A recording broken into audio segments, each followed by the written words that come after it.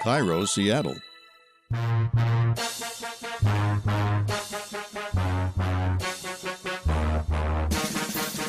Hey. Then his guy started running out of the ring into the crowd. I mean, it was nuts, man. Who else?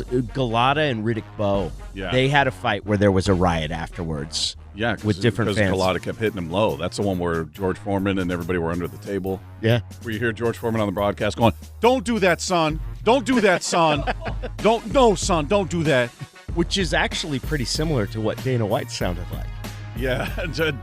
George was trying to be the voice of reason, and Dana's pissed. Dana was just, you see this, it's Fight, an MMA podcast. I'm Danny O'Neill. We're here with Bob Stelton. It's a really big show this weekend. It's a really big show for us today. Anthony Rumble Johnson, he's going to be with us. He's our guest today. That's Get in the Cage, and we got a sponsor for that, which is pretty exciting. We do. It's a familiar sponsor. Emerald Queen Casino. They're good people. Well, you've been working with them for years. Yeah, they're good people. They know a good thing when they hear it. So now, here's what, did you have to call and vouch for me? Like, trust me, he knows what he's talking about. Donnie Brasco style, where you're like, he's a friend of ours. He's a friend of mine. He's a friend of ours. Yeah. No, they trust that you know. They've listened to a couple. They know you know what you're talking about. So we're excited to have them. They're excited to be a part of it, and they're great people. They do good business out there. They've been sponsoring Get in the Cage, which is a segment that started on your show, right? On Bob and Graz, which is now Bob, Graz, and Tom. It migrated online, and now we're folding it into our podcast, which I think is going to help everybody. It's going to help make our product better. It's going to help promote theirs. We're talking to Rumble Johnson today, which is going to be a blast. He was there when bottles start flying. What? We had this conversation last week about the fight, and are you excited for it? And we talked about the fact that I'm almost sad that the fight's going to show up, that it's going to happen, because the build-up to it is so much fun.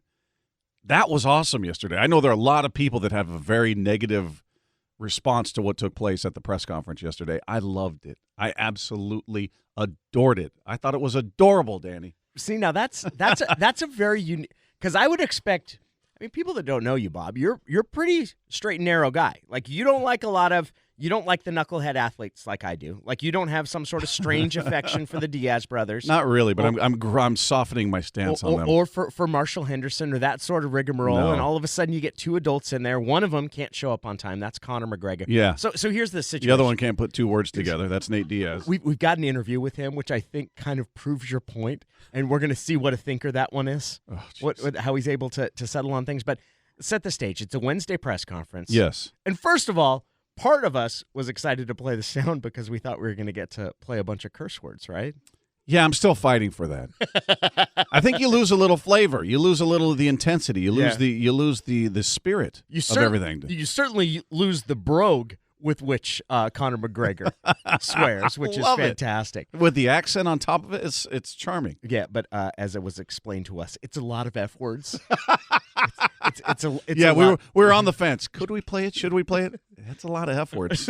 That was the description. We're going to have that, but it's the Wednesday press conference. Mm-hmm. So both of these guys are honestly, they're in the midst of a weight cut right now. Yeah. And they show up on Wednesday to help promote the show, and this is very standard, but press conferences, they're problematic for the Diaz brothers because they tend to not like to show up and then talk about selling wolf show tickets or whatever the hell. Wolf tickets. Yeah. Was what that's Nick. That's Nick. Older. Who do you think's smarter?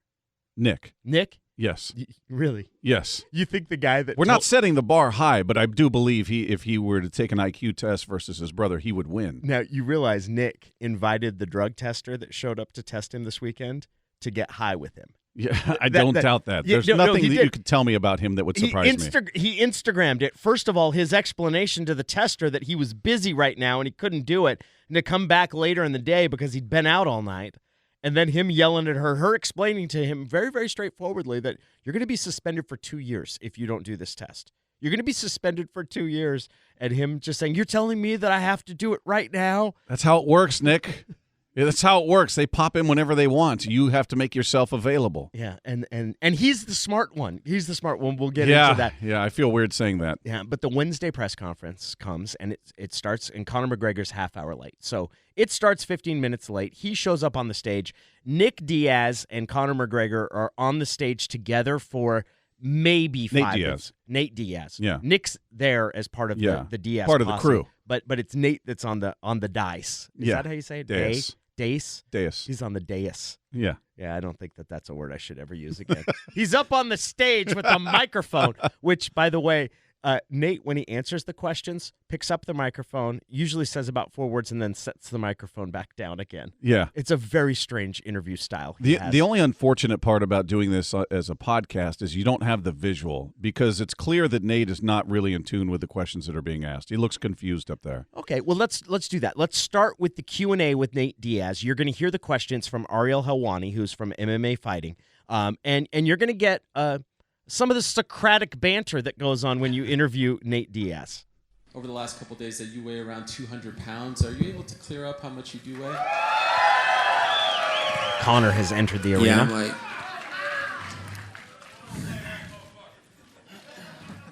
175, 200 pounds, something like that. You also said that the game is going to change if you win. You told that to Yahoo Sports. What do you mean by that? It's already changing. How so? Can you elaborate on that?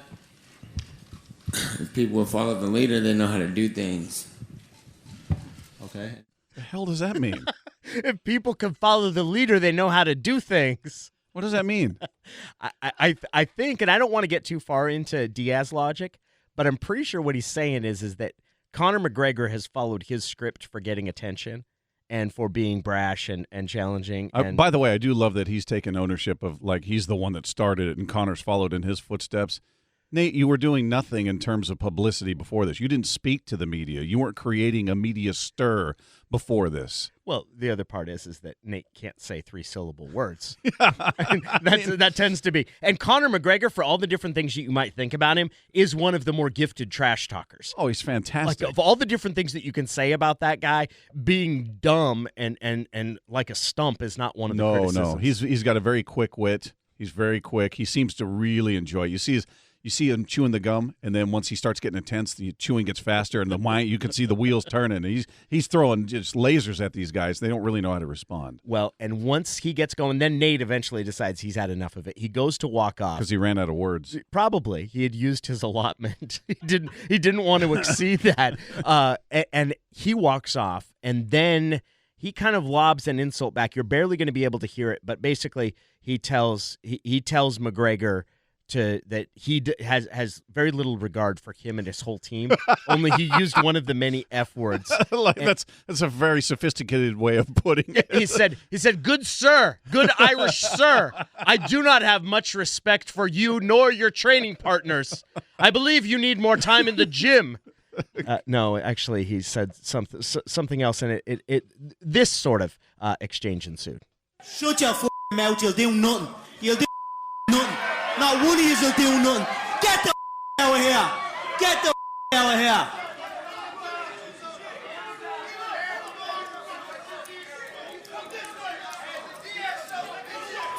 You.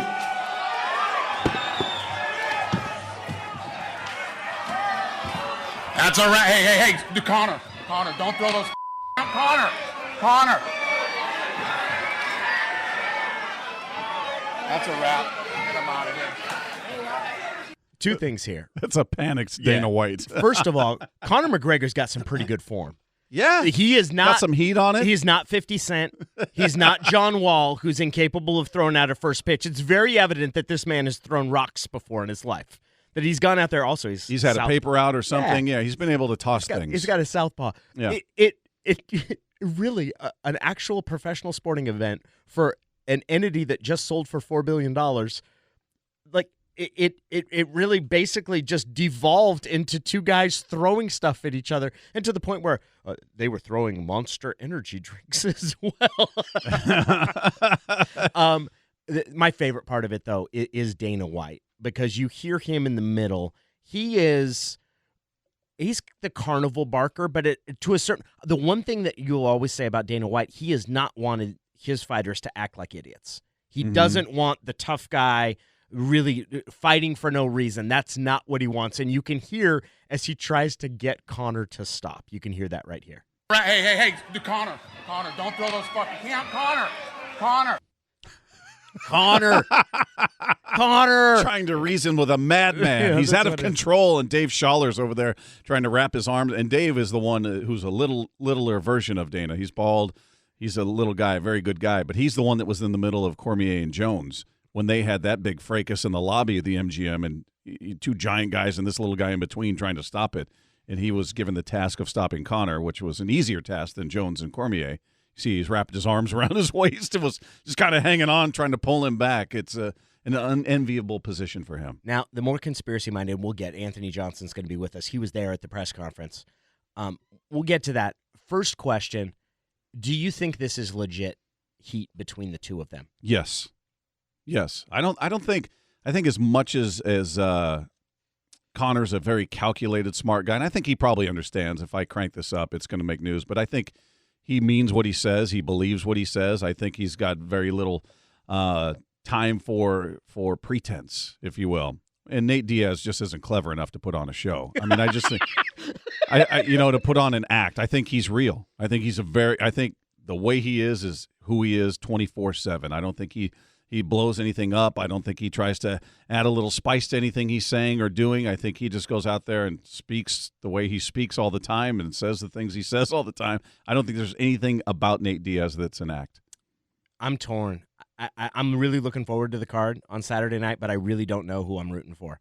I think it's I know who I'm rooting for. Yeah, I know you do, because you're a McGregor guy. Absolutely.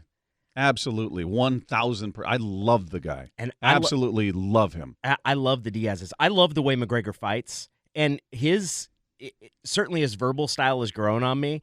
I've always loved the Diaz's, though. I know you have. I don't like the fact that they'll complain about decision losses, especially Nick. Nate's a little better about that. But they'll mock the other fighter for their, when they lose to Carlos Condit, it's like, I didn't know we were throwing kicks and stuff. You sit there and kick the whole time. It's like, it's MMA. It's part of the whole thing. What are you talking about? It's like saying, I didn't know you were going to punch. What's with all the punches? At the same time, though, that's the same dude, Nick Diaz, that fought Joe Riggs in a hospital room after a fight. Like, there's a certain amount of, like, it's not gussied up, it's not prettied up, it's an ugly fighting business, and they kind of embody that. They do. The Connor's best line in the whole press conference, though, was when he talked to Nick, or said to Nate, "Bring all your Stockton essays with you." Yeah. I think he called them crackhead essays in the beginning. Crackhead essays, that's what it was. Your crackhead essays. Yeah. I just think I think they're both very genuine. I think Connor's obviously much more calculated, but I think he means what he says. I think he understands, though, if he cranks it up, it gets attention. I mean, this is front page news. This is leading SportsCenter. This is getting a lot of attention. And maybe, Dana on some level might cringe a bit, but at the same time understands it's good for business. And if it's not happening every time, I mean, the last time we really saw anything like this was Cormier and Jones. You'll see shoving and chest bumping and smack talk. That's par for the course in any of these press conferences. But to reach a level where, whoa, what is going on here, where things look like they're out of hand, that doesn't happen very often, which to me makes it much more effective. When it does tend to happen, it tends to be the Diaz's that are involved, though. This would be the third of these level of incidents that I would say involved. One of them was in Hawaii, and this was Nick fighting KJ Noons, and they had announced the rematch, and they hadn't actually even fought yet, but the Diaz brothers are in the ring, and then there's a big mess there, and KJ Noon's dad, who I believe was a boxer. Wasn't Mayhem Miller in the cage for one of their fracases? That was a different one. That was after Jake Shields. Okay. Jake Shields beat somebody. Mayhem Miller comes in and says something about, hey, how about my title shot? And then basically a bunch of the Cesar Gracie black shirts jumped him, which included both Diaz brothers. So weird. And by the way, the Diaz crew started this. Diaz walked off the podium. They were out in the crowd there, and then they fired the first bottle or whatever the object was, and then Connor fired the bottles back. So they started it. Yeah, they did. We'll talk about the what it means for the sport, but before we do that, I do want to say maybe the best thing the Diaz brothers are doing is bringing back the bird. Like I feel it's become a neglected. It's a big part of their whole thing. It's become neglected. We think of it as outdated. We think of just flashing somebody the bird doesn't mean as much as it used to. And the Diaz brothers are bringing it back in style. The double bird, the bird in the ring while they're fighting. I mean, it's basically maybe their primary form of communication. Well, it's exactly why they like it, because it's simple. There's no thought put into it. There's no, I wonder what he means by that. They don't have to explain themselves because, as we've learned, it's hard for them to explain themselves. Yeah. So you go bird, there aren't really many questions there. Yeah, it's the monosyllabic gesture. Yes. It's the primary gesture for the monosyllabic. I can give you my thoughts in one gesture here. In fact, double up. I really mean it is when I do two. Is this bad for the sport? I don't think it is, and I think we've gone past it. Yeah, there'll be some that'll go, oh, it's a pro wrestling, it's all that shtick, and on a lot of levels, I mean, boxing has done it where they, pushing and shoving, they always revert back to it's pro wrestling. People pay attention. And if it were happening all of the time, if it were every time they had a card and this was going on, and wear thin, you go, come on, man, act like you've been here before. But I think there's something that's really intriguing about genuine dislike. And Cormier and Jones, that is truly genuine. And you hear it when both of them speak, even to this day. They don't have a match with each other. But when the name is brought up to the other one, you hear the genuine dislike. It's Tito Ortiz and Chuck Liddell. Genuine dislike. And I think people are drawn to that when they know for a fact, all right, these guys really dislike each other. This isn't hype. I think that there's something really compelling about that. It's UFC 202. It's the headline bout of the card. Not the only bout on there. Anthony Johnson's got a big fight. It's Glover Teixeira. We're going to talk to Anthony next. It's our Get in the Cage segment, and it is brought to you by the Emerald Queen, who we feel kind of lucky. We've got a sponsor for the podcast, even though we're basically just brokering off of your history with them. That's all right. It's going to translate into bigger and better things. So as you said, everybody wins here. Hopefully that's the case. Everybody wins. We got Rumble. He's going to join us next on Fight.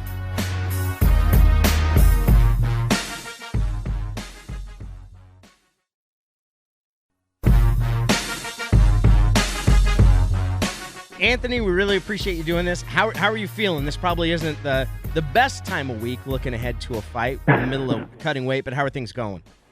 Everything's awesome, man. No complaints. How is the weight cut, Anthony? I've spoken to you about this before, and you've moved up in weight, and I would imagine it's a lot easier, but is it still a struggle? Most fighters at this point are cranky. They're hungry. They're cranky. But being as you're walking around closer to your natural weight, I would imagine weight cut is much less stressful than it used to be. Oh yeah, it's not stressful at all. I'm 10 pounds overweight right now.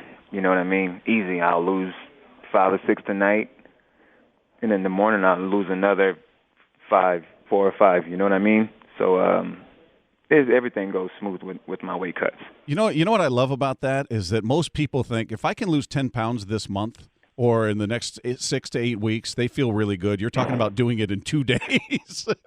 Yeah, I hear that a lot. And people are always asking me for, tips on dieting, but I'm like, you don't do what I do. You know what I mean? You don't. Everybody's body is different. You know what I mean? You have to know your body. You have to understand your body. It's a science to all of this. You can't just go in there and lose 10 pounds like it's nothing. This takes time. Now, Anthony, I don't want to ask too touchy of a question, but were you almost hit by any of the things being thrown yesterday there during the press conference?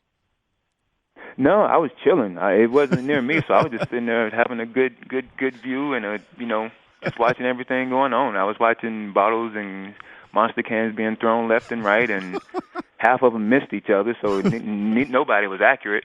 No, they weren't. I got to say, though, I was impressed with Connor's form. Like, it looked like he could throw a fastball. We've seen some people, whether it was 50 Cent or John Wall, that can't throw a baseball. Like, Connor got up there and he was winging it. Yeah, 50 Cent was terrible when he threw the pitch for the game. Yeah. I don't know where he was aiming for sure, but Connor, you know what? Connor was chunking him, boy. He was hitting the curtains up in the stands, that's for sure, in the ceiling. But he was covering some distance. The rest of the guys from 209 or whatever it is, Diaz camp. I don't know where the hell they were throwing. You know what I mean? Most of it was hitting the ground before it got to Connor. I will say this: I give Connor credit. I mean, honestly, overall, it was entertaining, but it was so stupid and unprofessional for the sport. You know what I mean? It made us look really bad at the same time. Entertaining, you know what I'm saying? So I just wish we would have kept everything, real smooth, so we could have had a good, entertaining press conference without all of that. The talk was fine. I was expecting that, but nobody expected, football season to start at a press conference. You know what I'm saying? So overall, it was crazy. But I give Conor credit. He stood up for himself. Nate had his whole crew. Conor's like, the hell with this. I'm gonna fight back. So I give Conor credit on that. He took them all on by himself. He did. And you and Glover Teixeira, who you're fighting on Saturday, were kind of the professionalism. You guys provided the professionalism at it.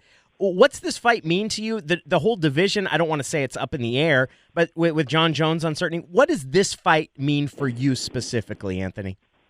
It means a lot. Every fight means a lot to me. I don't take any of my fights for granted. I've worked hard to get where I am in life, in this sport. I've had my ups and downs. I'm getting another chance. One more fight, man, and I get a chance at the title. So, I'm about to fight hard. You know what I mean? So it's very important to me.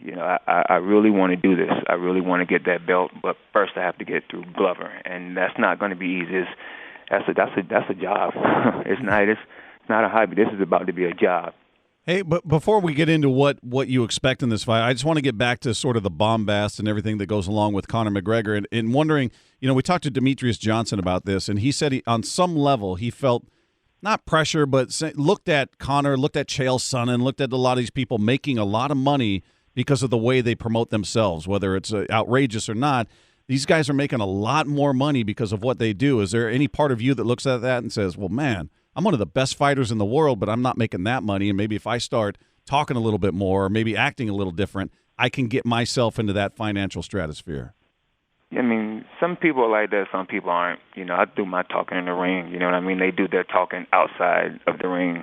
I mean, they do it inside of the ring too, but they don't do it like me, you know what I mean?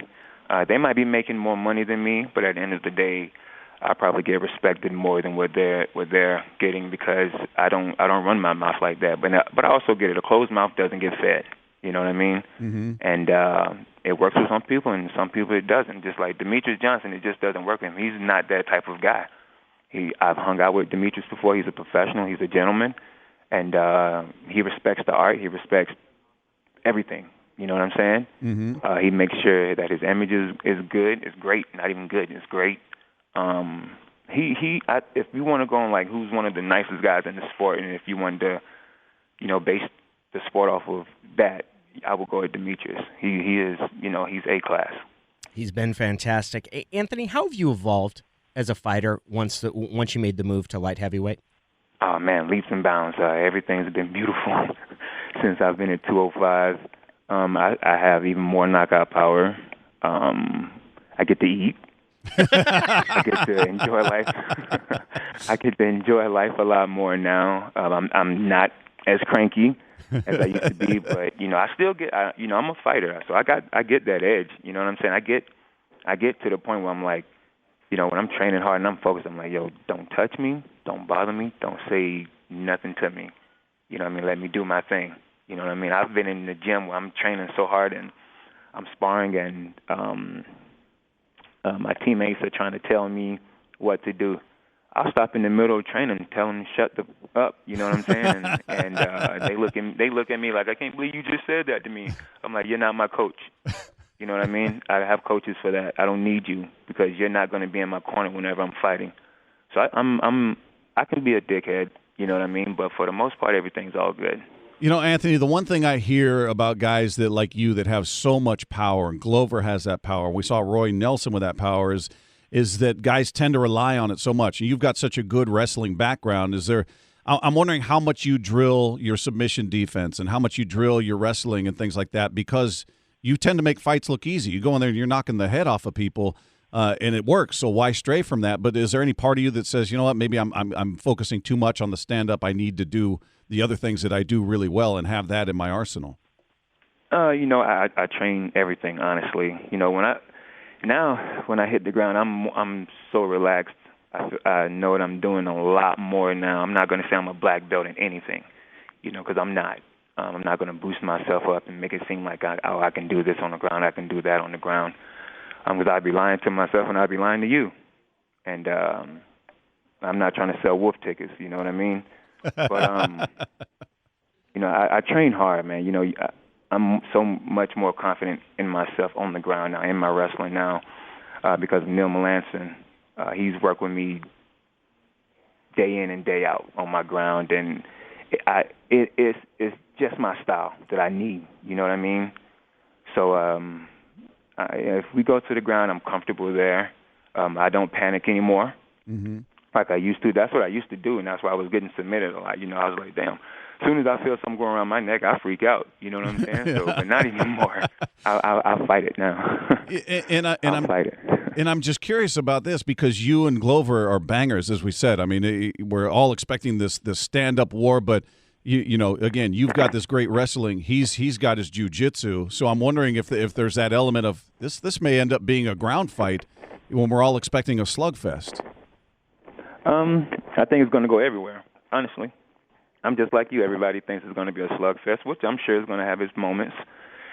But, yeah, for the most part, this can go anywhere. It can be finished on the ground, in my opinion, by either one of us. It can be finished on the feet by either one of us. That's why I think this is going to be a good fight. And whoever makes the least amount of mistakes is going to be the winner. I don't want to pull the curtain back, but I remember Anthony Johnson fighting in Seattle and talking about how it was going to be a slugfest with Dan Hardy, and then what he proceeded to do. Yeah, I punked him, though. I punked him back. You did. You put him on his back the entire fight. punked him. You never stood and traded with him. You just put him on his back and smashed his face in. Yeah, I punked him, man. I punked him so bad. I need an Oscar for that one. I tricked him. Anthony, it's really cool to talk to you. We wish you the best of luck this weekend. We'll be watching, and keep a head on a swivel, man. Don't get hit by any water bottles. Yeah, thank you. I appreciate that. All right, take care, Anthony. You too.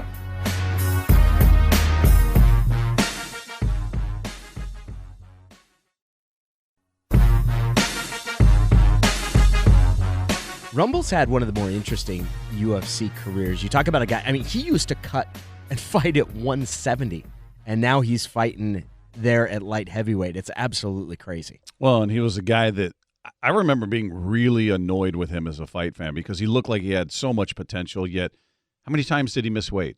There was definitely, it was tough for him to make weight, and then he had 2 straight where he missed. And then he moved up in weight and still missed weight. I remember going, what is this guy's problem? Yeah. I felt like he was a guy that didn't take his career seriously, and obviously, I mean, he was fighting at a weight that was way too light, but he had made it consistently at one point, and then, all right, I can't do it anymore. He missed weight. He gets penalized. He gets ridiculed. Moves up in weight and then misses it again. You're going, all right, this guy just doesn't get it.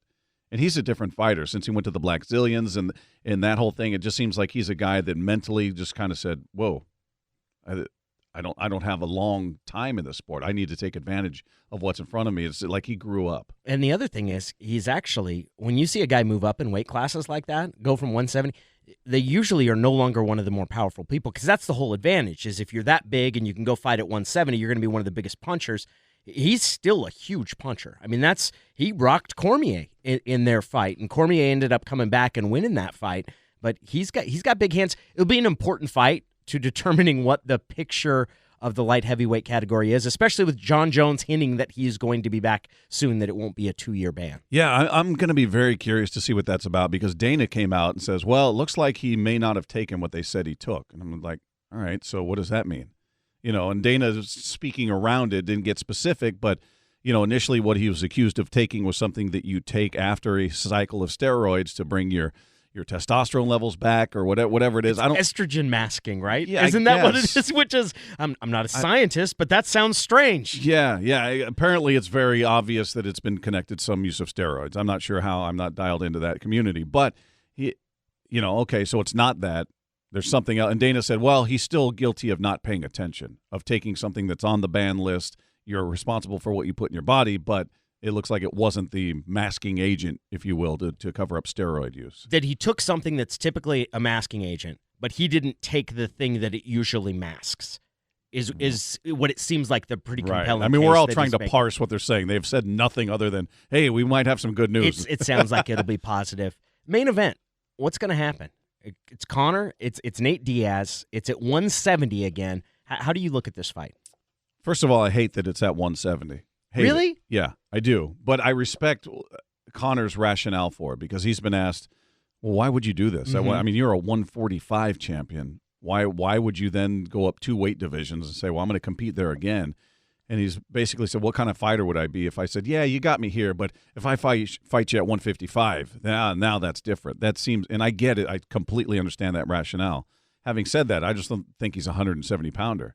He just doesn't have the build for it. He can weigh that much, but he doesn't have that size, that natural frame that a 170-pounder does. So I think Nate Diaz has got the reach on him. I think he's still got the ground. I think if it goes to the ground, it's going to be all kinds of trouble. I don't care who Conor has trained with in the meantime, how much he's drilled submission defense, how much he's drilled submissions, whatever it is.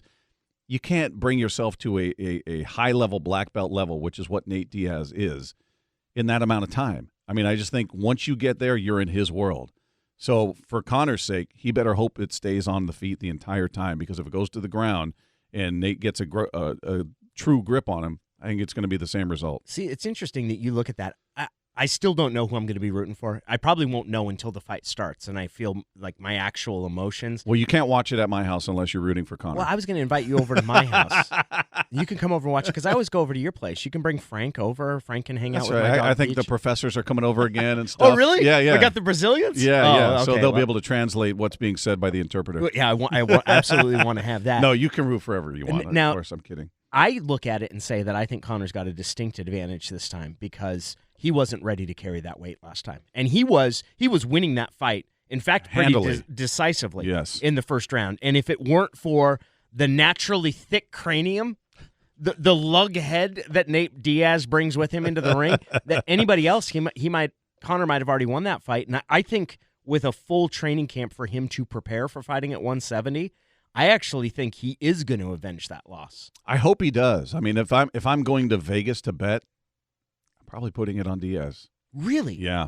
That's not who I want to win, but if you're telling me here's $100, you put it on the fighter that's going to win, I think I'm taking Diaz. See, that's fascinating, because I really might end up rooting for Diaz. Yet if you ask me the same question, I'm putting that money on Conor, because I just think with the entire build up to it, that what we saw from Conor in the last fight was he just couldn't sustain it.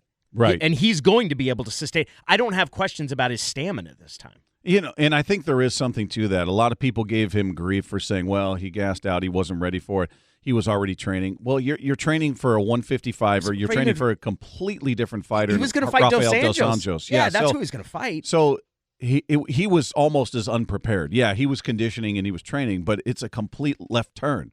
Like, okay, now I'm this tall, lanky guy who's a his specialty is on the ground. And Conor obviously overlooked him. He looked past his ability and the fact that he wasn't training. But he was at a disadvantage as well. Not the same disadvantage. He was in some sort of condition.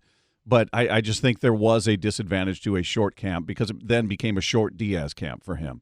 Like, okay, here's my new opponent. I have to prepare for what he does versus what Rafael Dos Anjos does. So that's a different thing. It's a different beast. So they know now they both have a full camp, and we'll see what they do. Now, does that mean Conor's going to hit harder?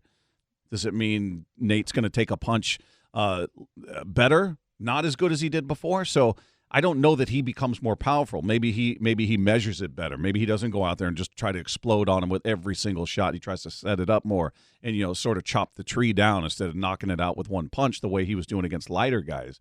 Now he goes in with the understanding, all right, this guy's not going to go down with just one shot. I'm going to have to set things up. I'm going to have to slowly break him down rather than just going for it, and then he's gassed out after one round. Watch the leg kicks. If I have a feeling that Conor's going to incorporate that into his game. Nate's had his leg chewed up before. Yeah. Dos Anjos tore through him. Yeah, he abused him that whole just fight. Absolutely destroyed him because of that. I didn't like the fight when I first – I was surprised that Conor wanted to fight him again, because, look, Conor went up 2 weight classes. He gets beat. If he loses this fight again, Conor's the one that has more to lose this time. Without question. Nate's got absolutely, he is made right now, because if he wins this fight, he's going to become so much more marketable. If he loses it, he's got a natural built third fight for Conor McGregor, a third money fight built in that he'll eventually get. Which Conor is already pushing for. Which he said. He's already assuming he's going to win. He says there will be a trilogy. Yeah, you get the third. For Conor, if he had just gone back down and fought at 155, or gone back and defended his 145 title against Jose Aldo or whoever that is, everybody would have said, okay, hats off to him for going up and fighting. It wasn't his natural weight. He's putting a lot of he was not hurt by his last loss. His marketability, nobody is less interested in watching Conor McGregor fight because he lost to Nate Diaz last time. If he loses to Nate Diaz this time, he takes a huge hit because at that point, you've lost twice to a guy who was never champion. But he could still say, yeah, well, I lost twice to a guy who's 170 pounds naturally. I know Nate fights at 155, but he's had fights at 170, whereas Conor hasn't. So he still has a little bit of an excuse in there saying, well, listen, man, I went after it twice. What am I going to do? I'm going to fight at 155 and 45, which is more my natural weight class. So he's still got a little bit, but I agree with you. Some of the luster would be taken off, and Nate's got 0 to lose. This is all gravy for Nate because, again, he was never the guy that anybody looked at and put him in the pound-for-pound category and thought he's one of the best out there. I mean, he's incredibly skilled and talented, but this guy with 10 losses, he's 19-10. Going into this fight.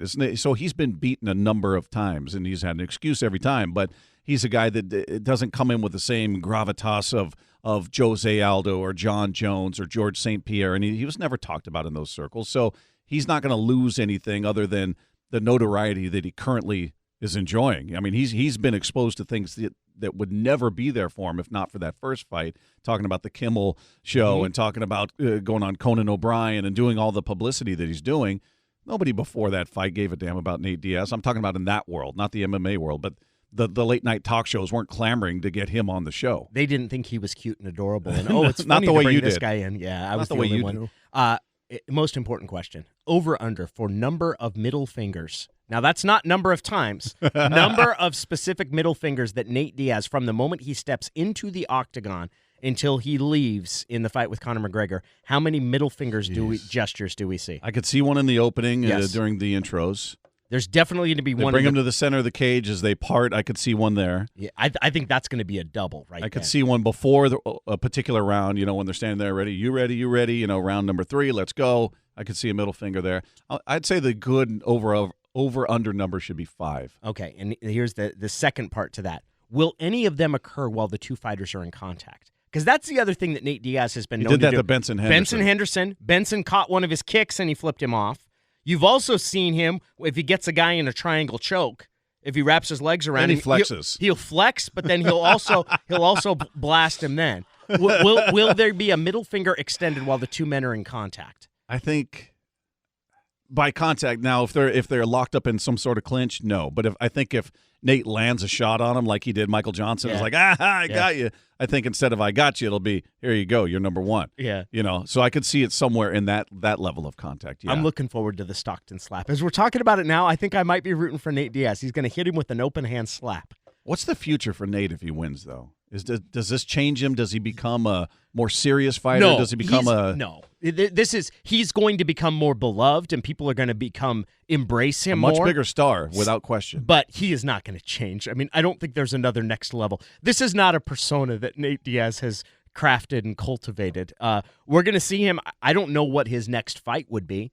I don't particularly want to see him He fight. also said in that press conference, by the way, that he's not interested in belts. He wants the big money fights. Which is an interesting, and Nick's the same way. They don't really care about that. Yeah. But at the same time, Nick hasn't gotten some of the automatic fights. You would assume that there's a rematch between Nick Diaz and Robbie Lawler. I mean, that's like 12 years in the making, and they've never done that. They're an interesting group in that, they don't position themselves for title shots. They don't really care about that. I think that's becoming more the norm, though, and it's absolutely true in boxing. Boxing has absolutely gone that way to where if you're an established name in boxing, you do not care about the belts. The belts mean zero, zip, nada. Nobody gives a damn because the rankings are so screwed up. The organizations, the sanctioning bodies are completely corrupt. Their number 1 contenders are people you've never heard of. So the value of the belt in boxing has absolutely gone south. And I almost feel like it's gone that way in the UFC a little bit. The guys are starting to understand, I can make more money by fighting a non-title fight with Conor McGregor than I can fighting a title fight with Rafael dos Anjos. Why is that? Because it makes sense in boxing because you had, at one time, basically 3 primary Yeah, sanctioning bodies. WBA, WBC, and IBF. Then Correct. it became the WBO, the IBO, And the IBC. There are 8 million, the NABF. You have 8 million different sanctioning bodies. And even when you had the 3, now it's ridiculous. But even when you had the 3, you would have the politics that go into this guy's ranked 5th in this promotion, yet he's the champion in the other 2. You realized how ridiculous it was, and belts would get stripped. The UFC. Well, plus you had to pay a sanctioning fee. That's true. As the You did. champ. Yeah, you would you have did. to pay the IBF X amount of dollars of your purse in order for them to sanction the event, give their blessing, and say, okay, our title is now on the line. It would be like Russell Wilson. You've got to pay the NFL to have them sanction your next season. Exactly after winning right. the Super Bowl. It's absurd. And now you had fighters going, why would I pay them $50,000? I don't care about take the belt. I don't give a damn. I'm going to make money. Yeah. I need to make the money, and my profile will still be the same. I'm going to make more money because I'm not giving them a chunk. So screw your belt. Why do you think it's happening in the UFC, though? Because it's one promotion. There's Right. not any debate about that. It's not like they charge a sanctioning fee. It's their promotion is, for all intents and purposes, it's not a monopoly, but they're the primary MMA promotion. Mm-hmm. Why do you think the belts have become devalued? Because I agree with you. They have. I think it depends on who's holding the belt, right? If it's Mm-hmm. Ronda Rousey holding the belt, you want that fight. If it's Holly Holm or Amanda Nunes holding that belt, yeah, maybe your competitive spirit says, well, I want to beat the champ. I want to beat the one that beat the one that beat the one. But the big money is tied to Ronda Rousey. The big money is tied to John Jones. The big money is tied to Conor McGregor. So it's about the payday now. And I think they understand, especially when you hear the complaints about the money that they get and don't get, that they understand my ability to make this amount of money is very short. I need to make this count. And the best way to do it is to fight the guy that's going to give me the biggest chunk of money on the pay-per-view end. And those are the big names. So whether Conor has a belt or not, he's the most attractive option for anybody in his weight division, as opposed to the guy that actually holds the belt at 170 or 155. So I think it's just a luxury if the big name has the belt, but the smarter financial play is to fight the guy with the name or the girl with the name as opposed to the guy or girl with the belt. Does that make sense? It does. Yeah. So I can come to your house on Saturday night. Absolutely. What You're invited for every fight. What would you like me to bring? You want me to bring some pulled pork? You want me to bring some tacos? Whatever you want. You don't All have to right. bring anything. Just show up and have fun. All right. And speak with my professors. And we're going to have the professors, Rodrigo and and Carlos. Carlos, yeah. Carlos, we hope he doesn't apply a loop choke to you. That'll never happen again because I won't spar with him again. All right. We really appreciate you listening. We want to give a thanks to Emerald Queen Casino. It's really great to have them We on love board. you guys. Yeah, we do. We do. And thank you to Anthony Johnson, Rumble, for joining us. Look forward to talking to you next week. We're going to have Carlos Condit, the natural-born killer, in anticipation of the card that's up in Vancouver, BC. That's it for us. We'll talk to you next week. That's a wrap. Hey, Connor, don't throw those fucking hands. Connor. That's a wrap. Get him out of here.